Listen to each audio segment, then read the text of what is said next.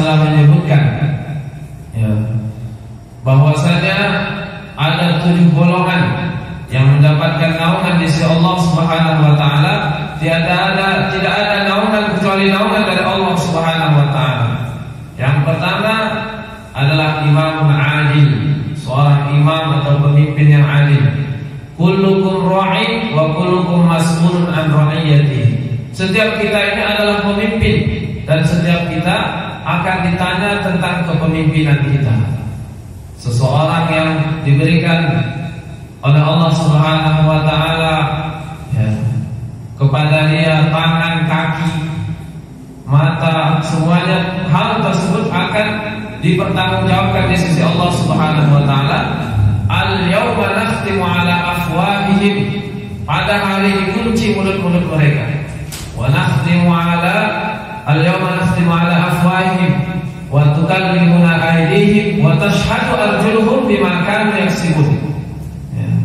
Dan tangan mereka ini akan berbicara, kaki akan berbicara, seluruh anggota tubuh kita ini akan berbicara, mempertanggungjawabkan amalan kita di hadapan Allah Subhanahu wa taala. Maka pada bulan Rajab ini adalah bulan istighfar. Syahrul Rajab kata Nabi syahrul istighfar, wa Sya'ban syahrul shalawat ala Nabi sallallahu alaihi wasallam, wa Ramadan syahrul Quran. Bulan Rajab adalah bulannya istighfar, bulannya memohon ampun kepada Allah. Orang yang selalu beristighfar, man lazimal istighfar, ja'alallahu min kulli hammin faraja. Allah akan menghilangkan segala kesempitan dalam hidupnya. Kita dalam keseharian kita sepertinya enggak susah untuk beristighfar. Astagfirullahaladzim, astagfirullahaladzim. Ketika di rumah beristighfar, ketika di ladang juga bisa beristighfar, ketika di jalan beristighfar.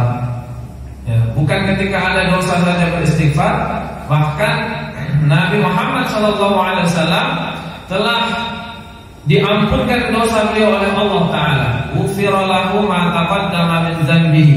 Ghufira artinya diampuni. Dalam fi'il madhi ada namanya fi'il ma'lum dan ada fi'il majhul. Kalau fi'il ma'lum itu artinya awalan ya, mengampuni. Kalau ghufira dia artinya diampuni pakai fi'il majhul.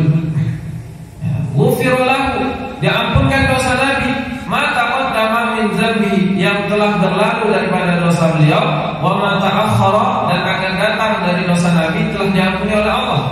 Namun beliau selalu beristighfar.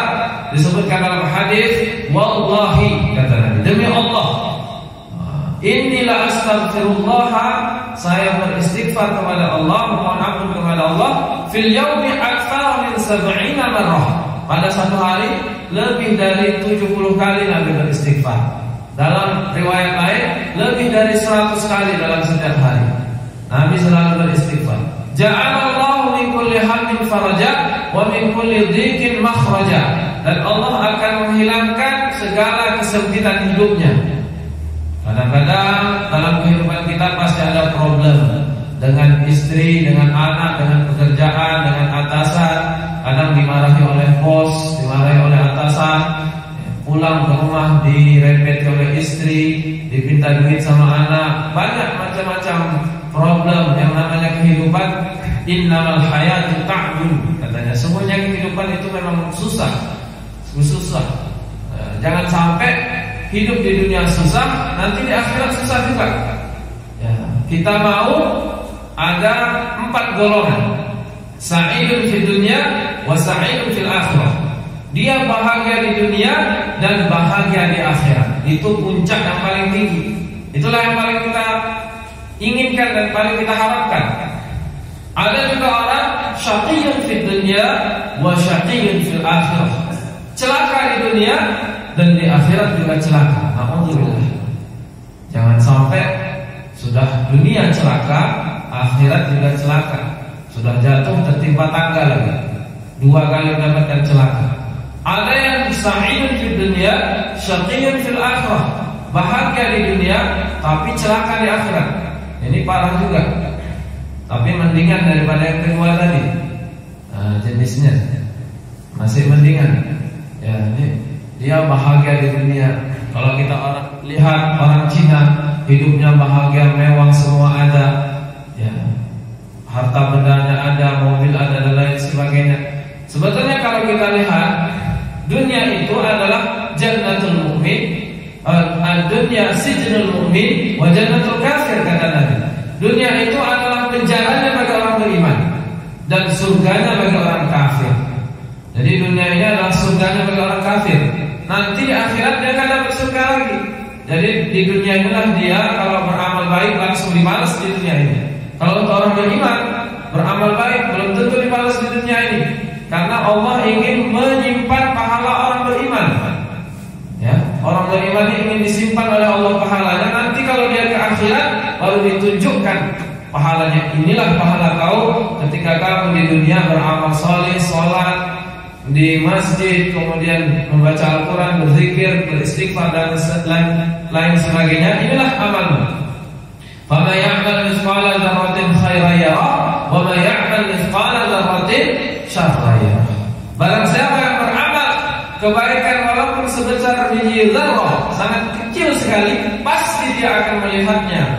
Allah Subhanahu wa taala, innallaha la yudhi'u ajral muhsinin. Allah Subhanahu wa taala tidak pernah menghilangkan pahala orang-orang yang berbuat baik. Semua pahala kita ini, nama-nama kita ini ditulis oleh Allah Subhanahu wa taala. Duduknya kita di sini dengan ikhlas, mendengarkan pembicaraan agama, mendengarkan ilmu agama, pasti ditulis oleh Allah Subhanahu wa taala. Ma yalfidu min qawlin illa ladaihi raqibun 'atid. Dalam Al-Qur'an surah Qaf disebutkan, tidaklah seorang itu berucap dengan satu ucapan kecuali akan ditulis oleh Raqib 'Atid. Semuanya tercatat oleh Allah Subhanahu wa taala. Karena ketika kita melihat orang kaya, orang kafir yang kaya, atau orang enggak pernah sholat, dia enggak pernah sholat kok kaya. Rupanya sholat untuk kaya. Sholat, aku udah sholat berapa tahun tapi kok gak kaya-kaya ya. Ya ada orang seperti itu. Dia kira sholat itu untuk kaya. Ya, ini adalah pemahaman yang salah, yang keliru. Sebenarnya ketenangan itu bukan hanya di dalam harta benda yang banyak. Ada seorang diceritakan, orang Jawa Timur. Ini seorang Habib ceritakan sama kita. Orang yang kekal, pendekar, pendek tapi kekal. Badannya besar, tiap hari dia fitness. Ya, kawannya adere lah. Jadi dia bilang syaratnya supaya sehat, supaya kuat kayak saya ini, tiap hari olahraga, lompat-lompat gitu kan, lompat-lompat, kemudian makan yang bergizi. Setelah bangun tidur minum air putih dulu. Dia mempunyai menjaga badannya yang sehat. Dia katakan saya sehat seperti ini karena saya jaga makanan saya, kemudian saya olahraga yang bagus, seperti itu. Dia menafikan Allah Subhanahu wa taala. Dia membanggakan diri dia. Sehingga apa yang terjadi? Dia pergi ke rumah dia, mau masuk kamar mandi, pakai sendal, terpeleset langsung meninggal dunia. Ya, padahal badannya kekal, kuat seperti itu. Tetapi dia membanggakan diri dia, dan dia hanya berpatokan dengan diri dia, tak menyandarkan kepada Allah Subhanahu